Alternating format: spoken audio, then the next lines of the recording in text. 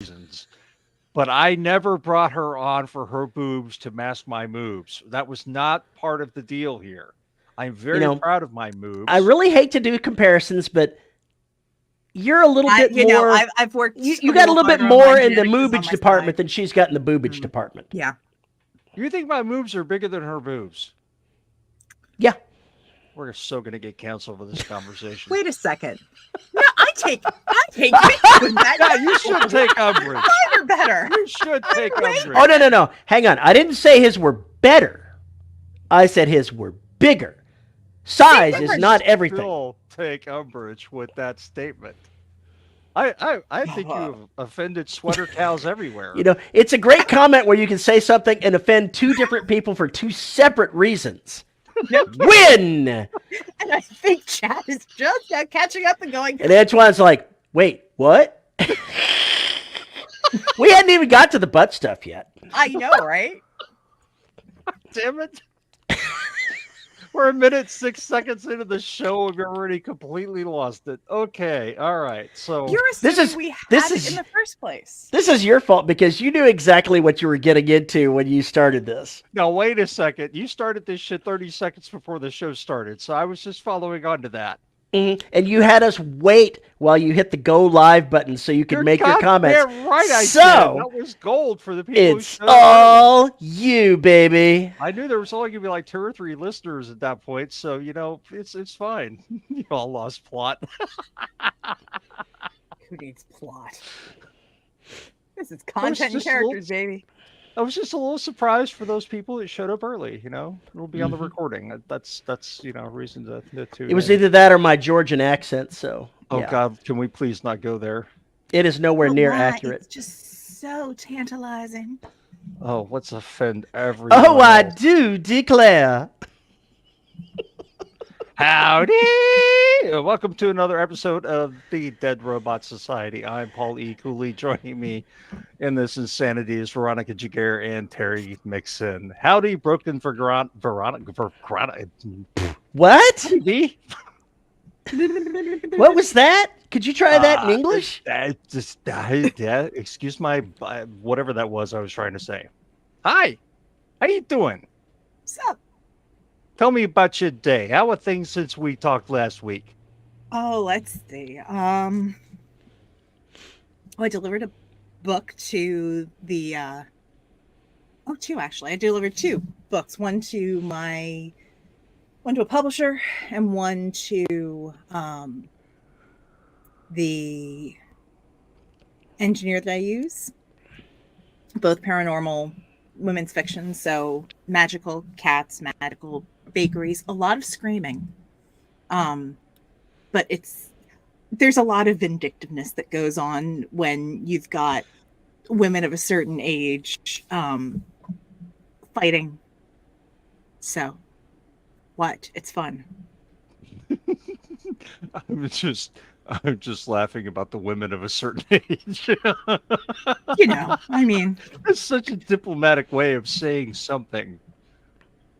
well, I think middle age, the needle keeps moving. So what one person thinks is middle age doesn't really hit middle age for somebody else. So, you know, they're not like young ingenues. They're not like 20 somethings who don't know how the world works. And then, oh my goodness, look at him. It's like, I'm exhausted. I'm going to take a bath. I'm going to go to bed early and we're going to fix this in the morning. That's the caliber of heroine I've got in these books, and I am all over it. Let's see. Books. Still writing. I still have to get my handwritten pages done tonight, so I hit my deadline, and I am slogging through just terrible, terrible writing, but I can't edit a blank page, but it's awful. Oh, No, you it too just are is. writing direct. I said you too are writing direct. Oh yes. I'm writing like painful, awkward relationship dreck, and I'm like, I will fix it later. I will come up with something better later. Yeah. And doing a bunch of like end of the year account reconciliations, updating all my royalties for the year, because I have not been keeping up with it. And let me while you going through 10 sets of spreadsheets when you've got 70 some titles is just ouch. I'm going to write, I'm going to write something that's going to do it for me rather than having to go and type them in all the time. But all the time. Yeah, all the time.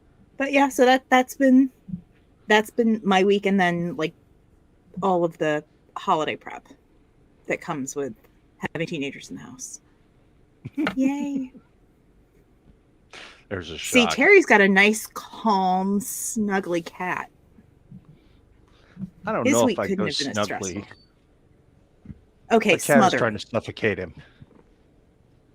That cat is completely trying to suffocate him when you know this. By the way, Antoine, thank you for coming back. We appreciate it.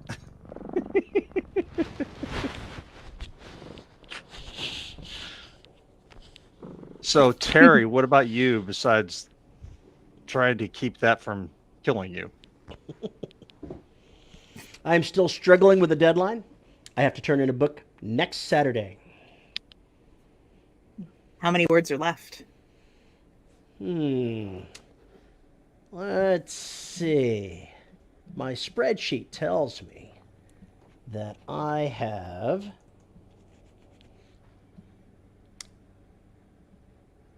44,000 words to go. Oh boy. Ooh, that's 11 that's a hefty chunk. chapters. 11 chapters that I have to write, and I still have to read 16 of them that I haven't yet read. I haven't yet written most of them. So, yeah, about that. And I've got You 7 ordered days to make that happen. Time machine on Amazon yet? Nope. I still can make it happen. I'm fighting off the crud that my wife brought home. So, Oh, lovely. if it rains, it pours. So I still think that I'm going to make it. It's going to be a lot of hours put in, but I will make it. And if I don't make it, if it slides a couple of days, it's not going to be a big deal because that's Christmas Eve and Christmas, and I'm sure the editor is not going to look at it in the first place. Oh, yeah, we talked about that last week. But I'm still planning on making it. We'll see whether that actually ends up. It means that most of those days that I'm going to be writing, I'll have to write 3 chapters a day until it's done. And then, read 6 chapters 2 days in a row, and then the remaining 4 on the last day. That's a lot of slacking you got going on there. Yeah, there's not much slack this next week. It's and we've got somebody coming out to do some pipe wrapping to make sure that we don't have the freezing we've had the last couple of years. Probably a good idea. You don't want any more splody pipes? Well, hopefully the splody pipes have been taken care of, but the PEX freezes solid because it's not insulated in this one area. So we're having someone come out and take care of that right there in that area. So hopefully it'll make that a little bit better. My wife's got to still do taxes. She's not happy about that because she hasn't been keeping up as she goes along. So she's got 4 months worth of data entry and stuff to do still. I recommend several cups of coffee and a bag of whatever preferred chocolate will get her through it because, damn. That's what she's going to get. We tried to do it so that she would do things on a monthly basis, but she fell off the wagon a few months back. So she's got to play catch up now. I sympathize. And other than that, I still need to find time to at least read through the last Empire book so I can send it off to an editor. That'll start as soon as this week is over with. I'll read a chapter or 2 a week and get it done over the next month and a half, 2 months, and send it off. Yeah, that would be a good plan. I'm sorry, I'm currently being assaulted by leaf blowers. I'm hoping that they will be gone soon. That was the evil plan, to have the leaf blowers come by and assault you. I know one of you bastards paid the fuckers to show up, It's like, 3 o'clock, God, they were here early, by the way. So there you go. Oh, look, J.R. Handley's here. And what's he talking about? Of course. No, no, no, no. We are not going to let him get us back on that track. Well, you've been dealing with disaster after disaster again. I don't know if this is a disaster. I definitely let this particular book get away from me and ran out of time. Lessons to be learned for the future books.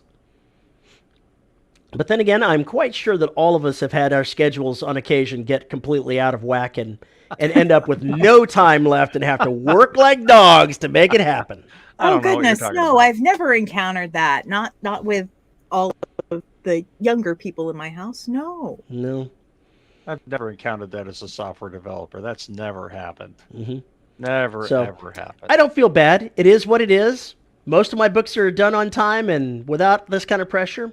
If this comes around every once in a while, I can live with that. Mm-hmm. Well, I've been jumping between Extinction and Track 9. So Extinction is technically finished. I'm not happy. I have to do a lot of work on the ending to make it go where it needs to go.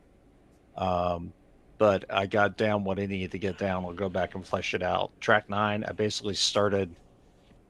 I meant to write like basically a prologue. 50,000 words later. It's not that many, but it's about 15. It's about 15.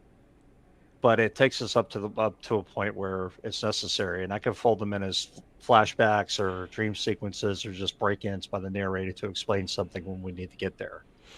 You know, how relationships started right before things went to hell, so that we're not a, as you know, Bob, later on kind of thing, which I loathe. So I'll get there, and basically, if it doesn't make sense, or if it's just words that don't need to be there, the bottom line is it solidified the timeline for me. It solidified a whole bunch of stuff about these characters I didn't realize, and it gave them a lot more depth in my brain. So if nothing else, it's nothing wasted. But I think it's good enough to keep. Actually, we'll see how it works. But I'm going in, cleaning up what's going now, and tying it all together, and doing that. Between that, jumping back to Extinction, and there's a piece I need to fix in there before I roll it out to my patrons. And I need to do that soon because that's kind of slotted for December 22nd to start rolling out for the first 15,000 words of it. So stuff to do, always stuff to do. But beside all of that, I have a question. We talked about this in the after show. We had talked about this in the after show last week. And I can't remember how we even got on the topic. Like I was looking at that episode this morning, and I can't remember exactly what sparked the topic, but it had something to do with blood clots, had something to do with this, that, and the other, and we started babbling about it. So V suggested we broaden the topic a bit. So in addition to nanorobotics, there's some problems that we've got with them possibly solving issues of biology-based damage by cosmic rays, radiation, etc., using bionannies to basically go in and prevent cancers or get rid of them when they start. Then we started talking about all the stuff that you really also need to get through space to get to your settlements. How are you going to live in your settlements? What are all the things that we haven't really talked about, and what are the possible technological fixes for them? So we already talked about the biological nanites, and which is, I think, much more doable, especially from the article I'm going to post in the live channel on Discord. It seems like that is probably in the next 20 to 30 years, I would guess. As far as them getting, basically a biological piece of you, like from your lung tissue, and creating some kind of robot that can go in and sabotage other proteins that are causing issues, or go in and actually heal parts of your damaged neural network in your brain. The idea is basically that if they make that as DNA from you, then your body won't reject it, which is another thing we talked about last week. So I thought this was pretty fascinating ideas. That's where my brain immediately went was bionage for that issue. What are other ways you think of that we could possibly mitigate, damage from cosmic rays and radiation? Frozen water. Frozen water. Okay. How does that work? Well, if you take what you're going to use as fuel, make it water, take it up to orbit, freeze it around the exterior of your spacecraft, it will stop the majority of the radiation that's going to harm you on travel. Okay. Now, how feasible is that putting together on your ship? Have you written about this using this? I have not. You have not. I've read Have you read any something. books? I've read an article that talked about using something like that. I haven't read a story that talked about using something like that. The article that I read was talking about the water deposits on the moon at the poles, extracting ice from there and getting it up to where it could be placed as a cocoon around a Mars mission, or I think it was more like a mission to the Jovian satellites or something like that, something further away. And they mentioned that it had the potential to go ahead and solve a lot of problems and take something that human beings needed to have with them along with them. Solved a couple of problems. So Yeah. basically, you're just grabbing an ice giant or a portion of a big piece of Pluto or something like Pluto, and dragging it around to basically use as a water source, or use it. I as think you're shield, using just a the ice. lot more water than I'm talking about. I'm talking Yeah, in the it doesn't range have of. to be very I'm thick. I'm talking something like a meter thick, maybe 2 meters thick, not something huge. So we're talking something that's actual that we could do with our own technology today. Now, wouldn't it have to be 360 around you? It would need to be all the way around you, yes. But you've got double hull technology already. I mean, that's a standard right now with your submarines and whatnot. So because there's always going to be a space, and if that space can be filled with water or ice, whatever H2O that you need in there, but liquid or ice, to act as a barrier. It's just the challenge that you have is, well, I guess that with the hand wavy stuff, you'd have to assemble it in space because water weighs a lot, and to try and get all that, trying to build that and then launch it is ridiculous. No, you would not build any of No. this nonsense on Earth. And let's face it, No. in just looking at it from a realistic standpoint, I have a hard time believing that we're going to build anything that's going to go interstellar is going to be built on Earth. Right. I just don't see that happening. Yeah, and then with, like Terry said, if you're using a resource for a shield, that it can be used in other spots. If you're going to repurpose that water, so either use it depending upon the size and purpose of your ship. Are you going to recycle that water and use it for your human population? Are you going to recycle it and use it for hydroponics, agriculture?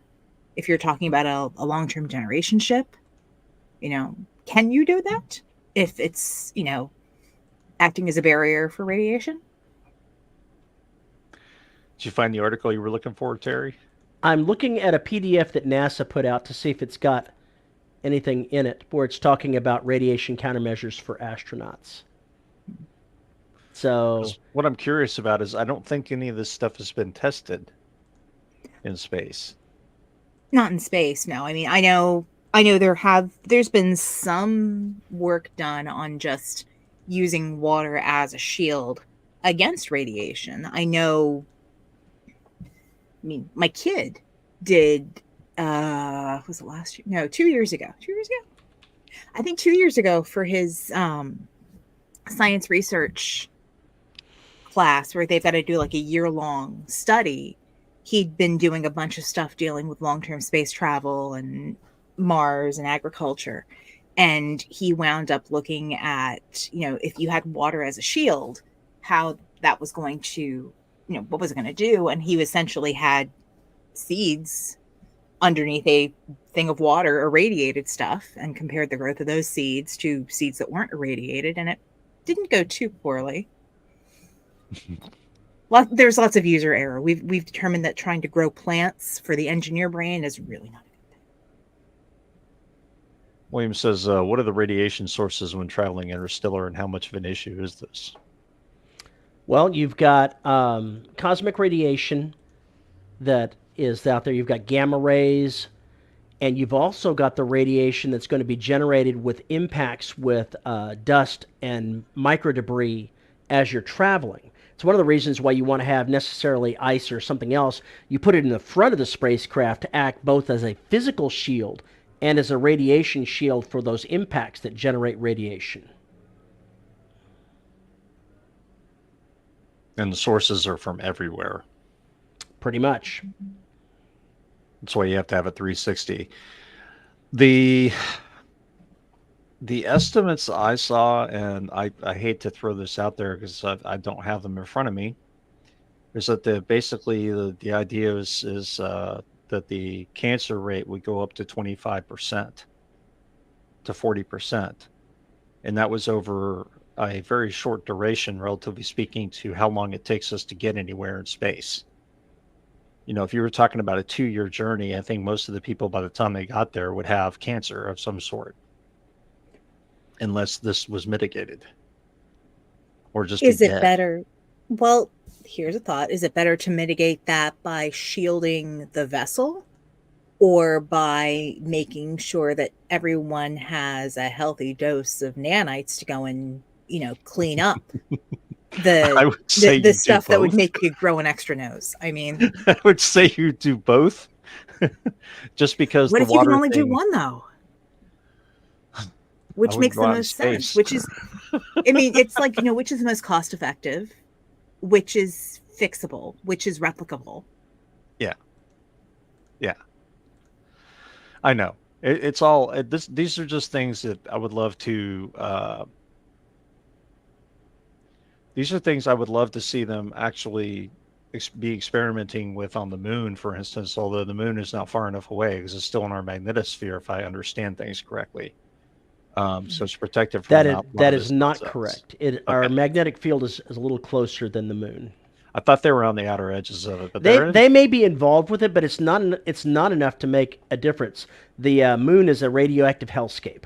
Okay, fine. It's still a radioactive hellscape.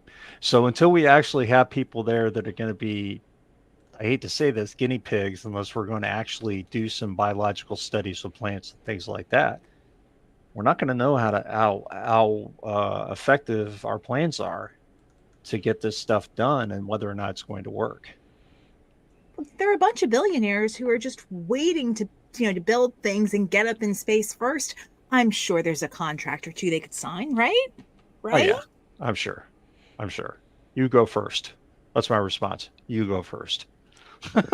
You be the early adopter. Go right ahead. Yeah, I've been an early adopter before. And let me know what. Oh, it's just a Geiger counter. That's it. Just right there. Right there on your chest. It'll transmit. It'll all be fine. I promise. It'll all be fine. No. The whites of your eyes are glowing. I'm sure it's nothing. Come on. Healthy dose of nanites in the same sentence. Rick, why? Why wouldn't there be? This one comment that I posted a link into the live channel for some of the discussions that I've seen on this. But another comment that I'm seeing says that ice can shield radiation. About 10 inches of ice will reduce neutron radiation to 1/10 its initial dose, but that it's not as good for cosmic rays. For something like that, you would need a couple of inches of lead on the interior of that to stop that from happening.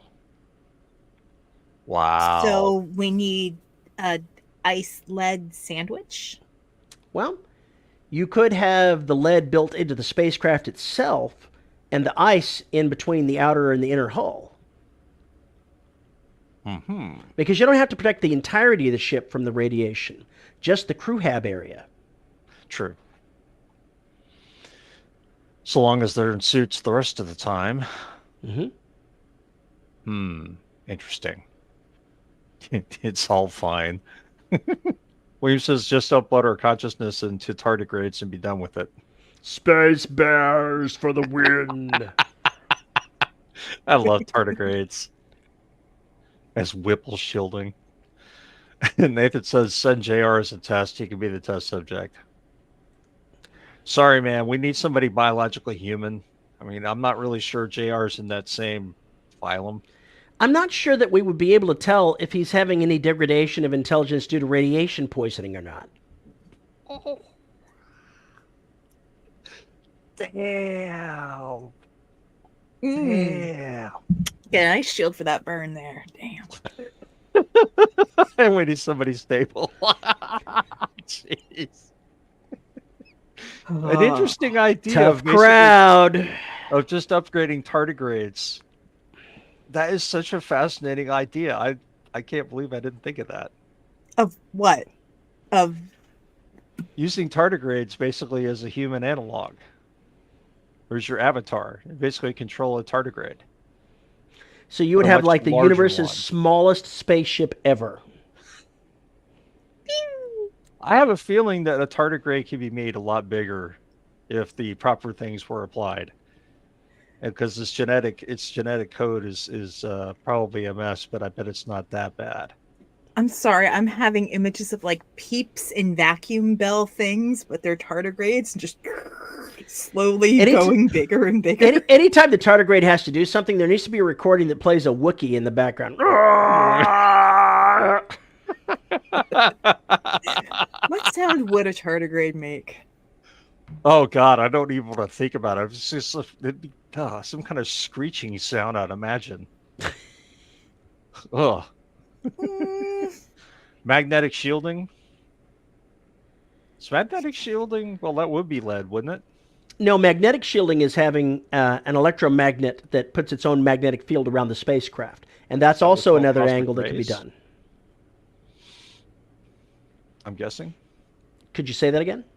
That blocks cosmic rays? If strong enough, yes. That'd be a hell of an energy suck. Better have your nuclear pile there ready to go ahead. And don't you think you need to do a little bit of, experimentation to see how human biological matter might react to long-term exposure to powerful magnetic fields? That's another thing, yeah. If you really want to be sitting in an MRI. Tardigrade is colony hive organisms inhabiting an exosuit.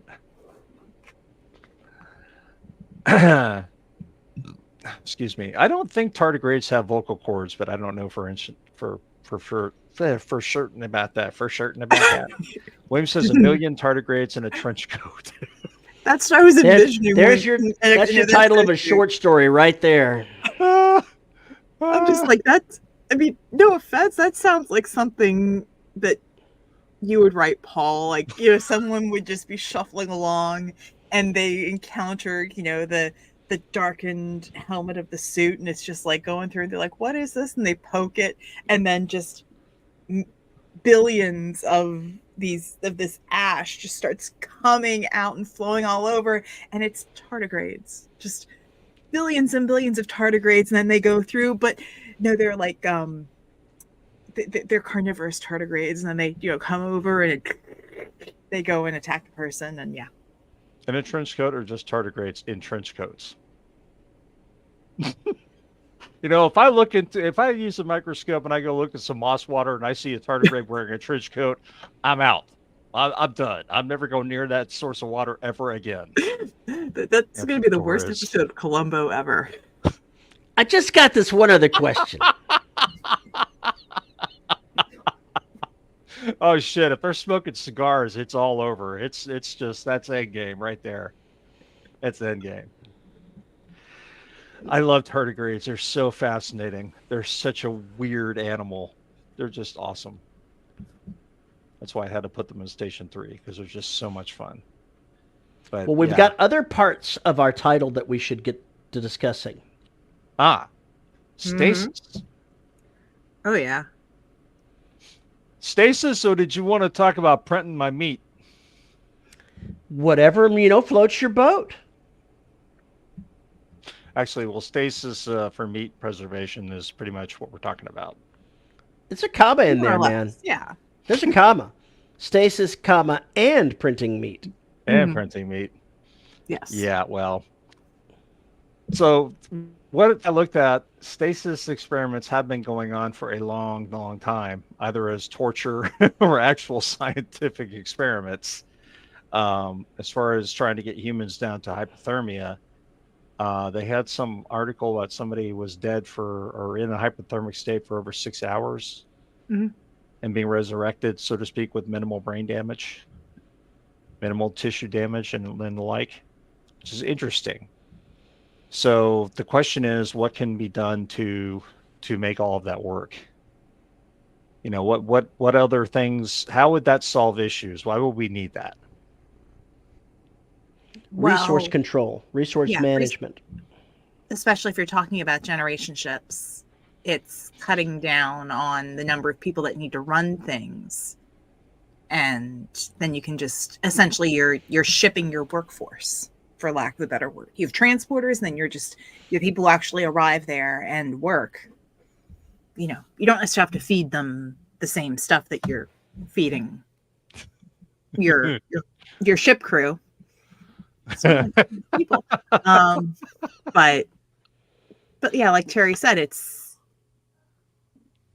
much food, how much easier to water, how much do I have to carry in order to get to where I'm going? yeah. And then there's the Regardless, question of what kind of is it just a stasis, but are you actually aging? Are you slowing down the process? And then another thing is if you can keep someone in a hypothermic state, what kind of additional protection can that provide for, say, cosmic radiation? I mean, if you've got your 10,000 pod people that are, stuck in a cryo chamber, but they're surrounded by a couple layers of fluid and they're being, fed whatever nutrients they need.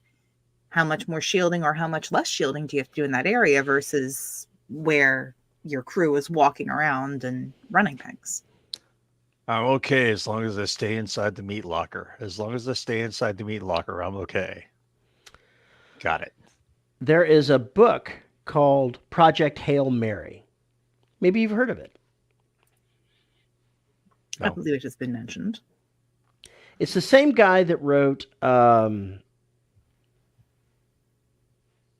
want to say it's the Bobiverse stuff, but I think I might be wrong there. Let's see. Project Andy Weir. Hail. Okay, it's the guy that wrote The Martian. Right. Mhm. So, he had a mission that had to be sent to another solar system, and it was basically for the stakes of human life. They had to get there. They had to accomplish certain things, or humanity was going to die. And one of the ways, the way that they could find to get the people there, they came up with a way to propel the ships really fast, but it was a journey of 12 years to get there. Right. So they took 3 people that had the appropriate gene to be put into kind of a coma state, an extended coma state. And basically the computers made sure that their bodies were moved and medically treated and fed. And they were kept asleep the entire journey there. And 2 of them still died on the route. Only one of them arrived alive. Yeah, and how messed up was that person? He was pretty messed up. Yeah. I mean, And, that's the other. I think that's just the using. portion of it. He was using things he was exploring aspects of what we could do with modern technology Right. with just a little bit of extrapolation, and that was what he came up with to get a 12-year trip done. And it was a one-way mission. That person was not coming back. They did not have enough food for him to come back.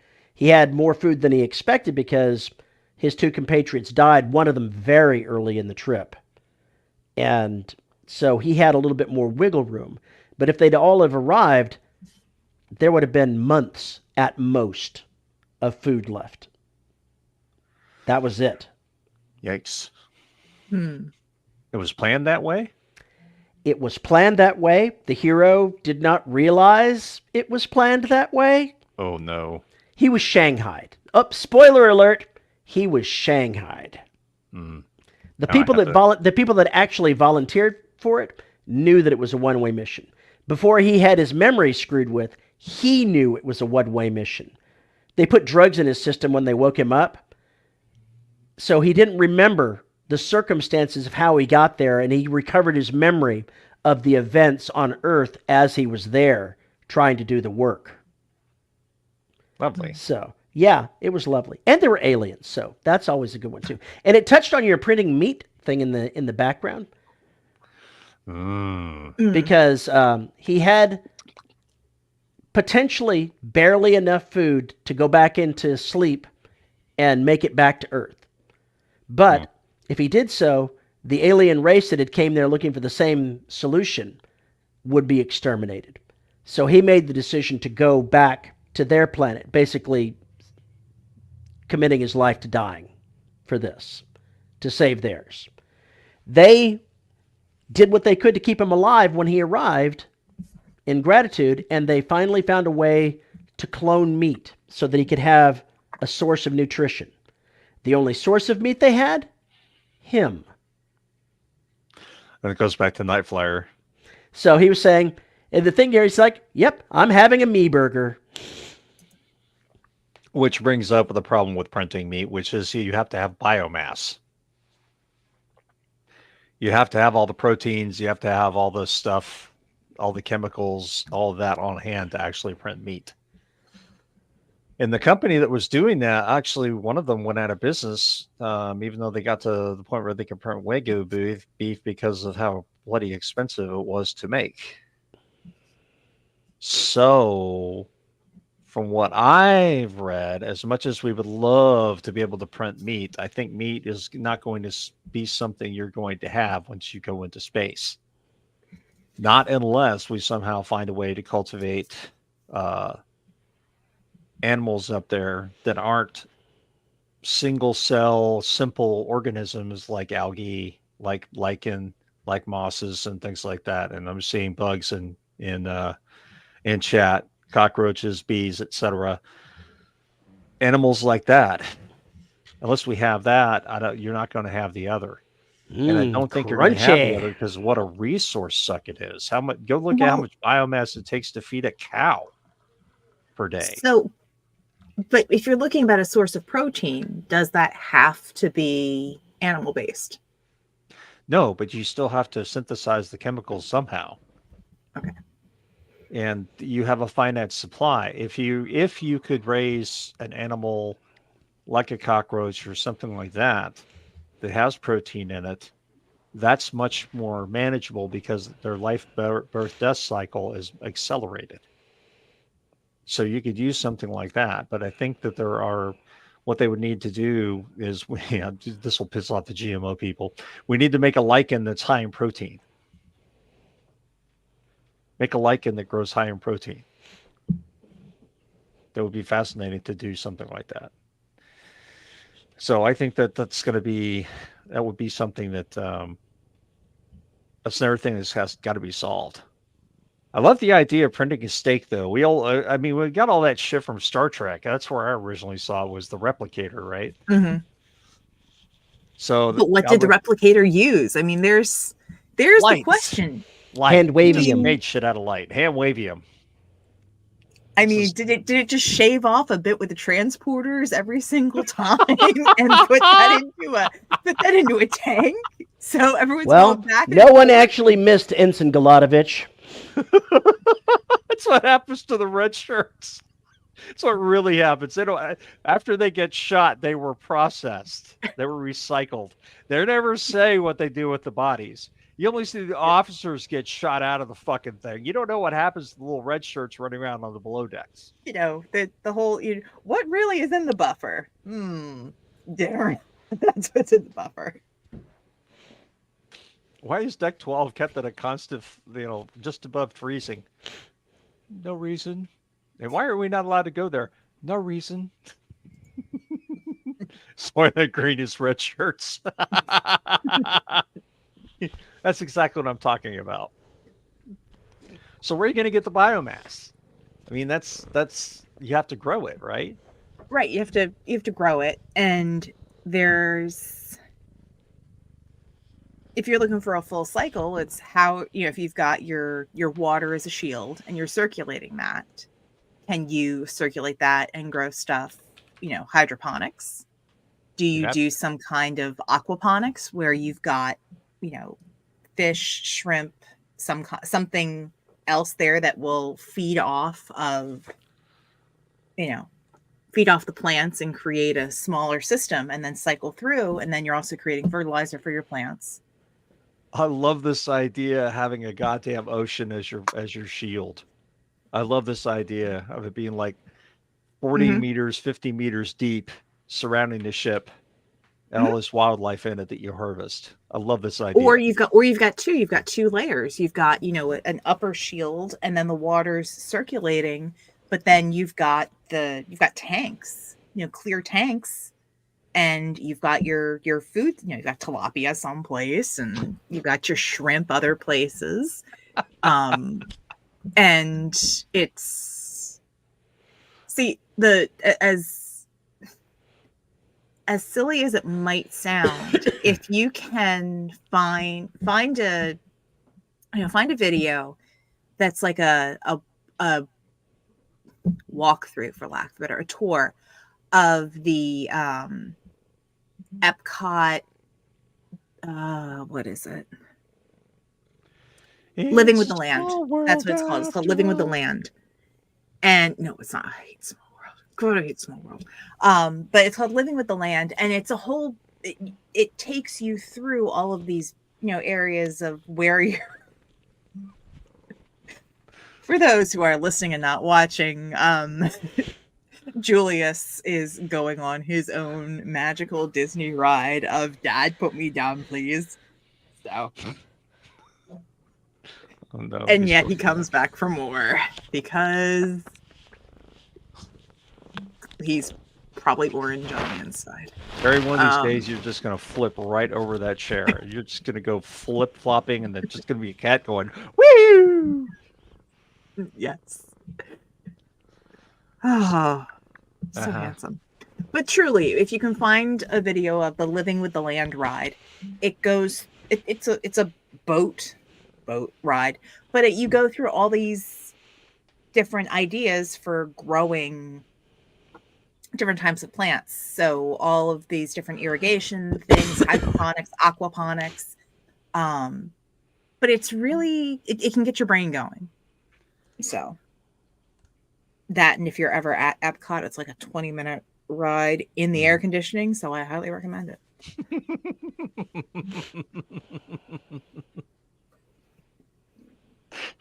Sorry, you say Epcot and etc. And I just remember this Family Guy episode where I can't remember which fucking episode who the CEO of Disney was at the time. He was telling Bill Gates, "Yeah, come over. We're gonna." What does he say? Damn it! I had it on the tip of my tongue now. Ethnically cleanse the small world, right? Which doesn't make sense because Small World is it's in Magic Kingdom. Right. But I just remember anyway, the joke. I That's did. all I know. That's That's all I okay. know. We always used to joke that we couldn't get to Canada, so we just go over to Epcot and say hi to Martin Short. Which Oh, again, 30-minute experience in almost complete darkness and wonderful air conditioning. So Brian and Krill in sorry, the Waterfield. yeah. Then Rick just I Rick posted in the live, Discord yeah. live the Living with the Land ride, and it can get you to start thinking about, ooh, that's a really cool idea. Oh, I didn't think about that. Um, but it's fun. And something similar. Eshkare was something like that, where we went through the whole nature preserve that explained all this other kind of stuff. We were riding around in an all wheel an ATV who'd been, governor down to 5 miles an hour or whatever, just enough torque to get you over the hills and go through the mud and whatnot.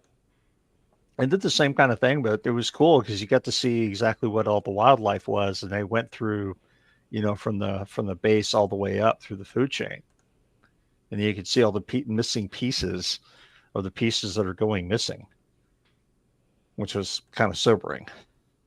But I love that idea.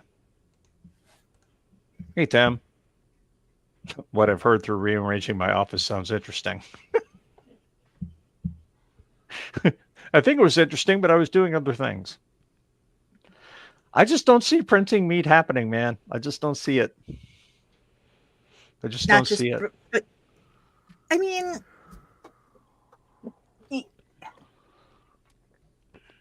maybe not necessarily in a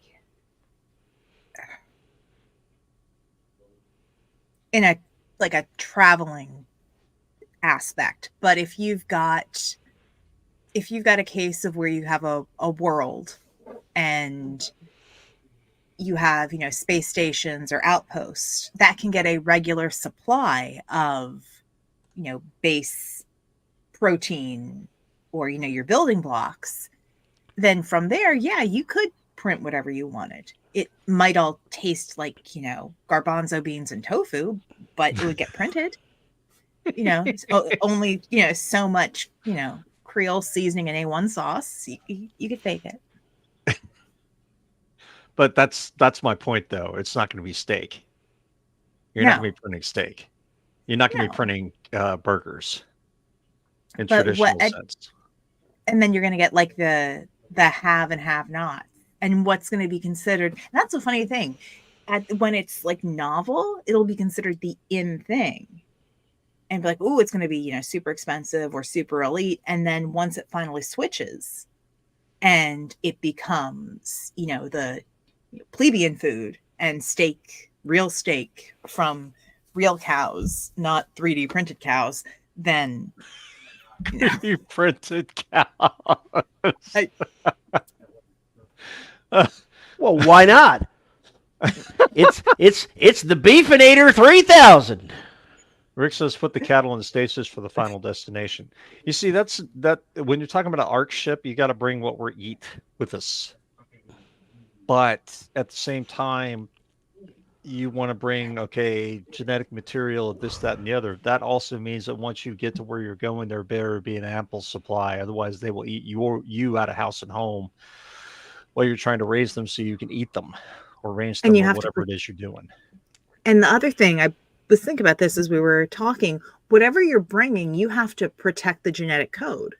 So either you're going to have to infuse them with your bio-nanites to, clean out the irradiated parts, or are you going to bring in additional genetic material to artificially impregnate whatever you have so that it starts whatever livestock starts fresh so that the genetic code of your food stock is less likely to be contaminated on the way there. Does that make sense? Yeah, I think so. Okay. Because when you're thinking about stuff reproducing, you've got to worry 2 generations back, because 2 generations back is generally how far you've got to consider where anything detrimental can happen. Which makes it an interesting little question is, how many do you print, or how many do you have running around for that case? How many do you keep alive from previous generation to generation to generation? Are you manually or somehow automatically rejecting or accepting pairs that will make sense or that don't have genetic mutations? What do you do?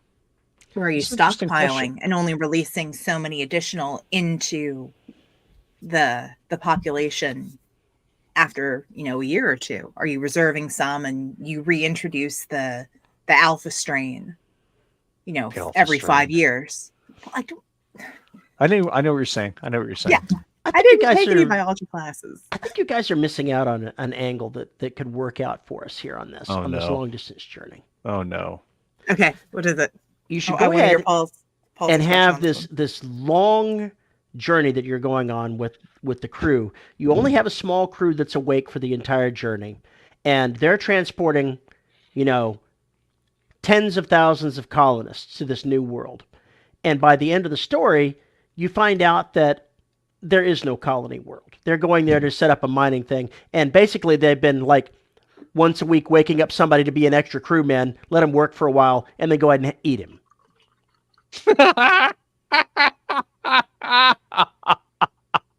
Until they get in a jam, and then they have this- to actually thaw out an engineer or whatever, and they can't eat him. This But he brings a has- whole new meaning to the restaurant at the end of the world. I mean, Right? This means that basically at some point that engineer is going to go, why are there 18 missing colonists? What happened to them? Why won't you let me look at the computer records? What am I coming across here? Oh my God, it's a ship full of cannibals. I'm the only one to fight them. Oh my God. So what you're saying is you want this? We need the story from the engineer's perspective. Yes. Waking up absolutely. and realizing this, and then realizing that when he's going to dinner, he's the honored guest. Which is how they do it with everybody. It's the weekly feast. It's the weekly feast. Only they can't eat him. Everything else is leftovers. Rick says you're discussing feeding a large population. What about the genetic diversity of the population? Yes. Mm-hmm.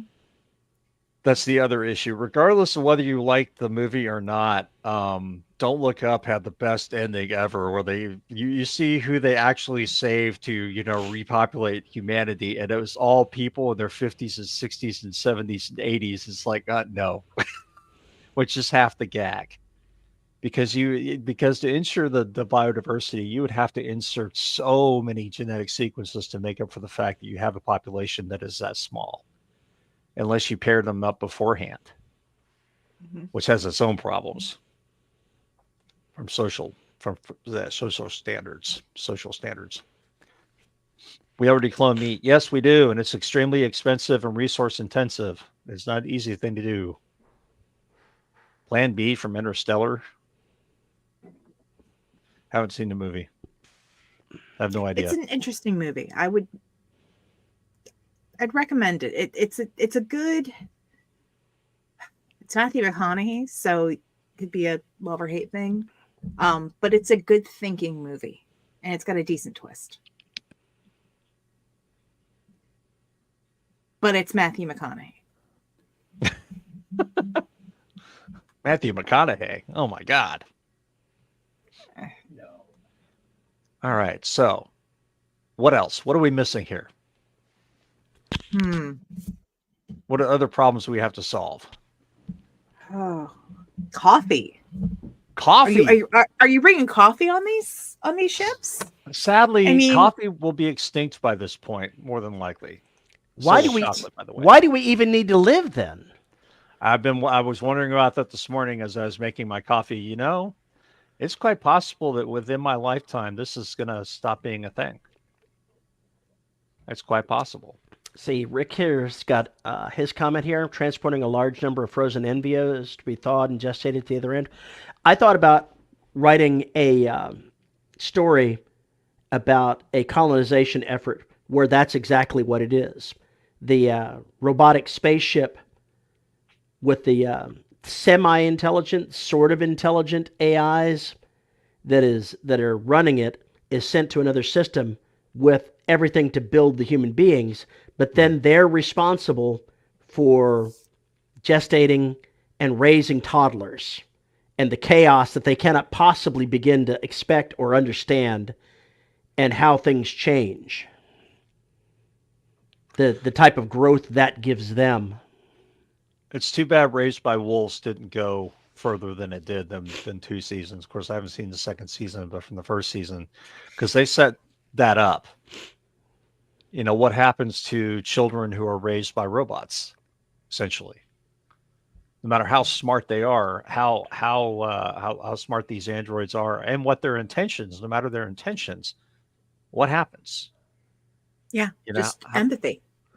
Who's modeling empathy? Yeah, there's a whole bunch of stuff. I mean, and you don't. My guess is you probably don't have the disregard. Like you'd almost consider technology on a human level with interactions. Like if I'm talking to the creature that lives in the speaker in my kitchen, I generally will add a please at the end of it, just because I can't help myself. And I are get you that. Why are afraid you that the asking? day it becomes sentient, it's going to be, how about a please? How about a please? No, it's because I think if I'm asking for something, I'm gonna be polite.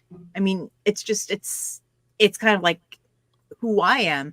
But you've got, you know, teenagers and younger, they don't think to do that when they're, asking, hey Google, do this, or hey Siri, do that.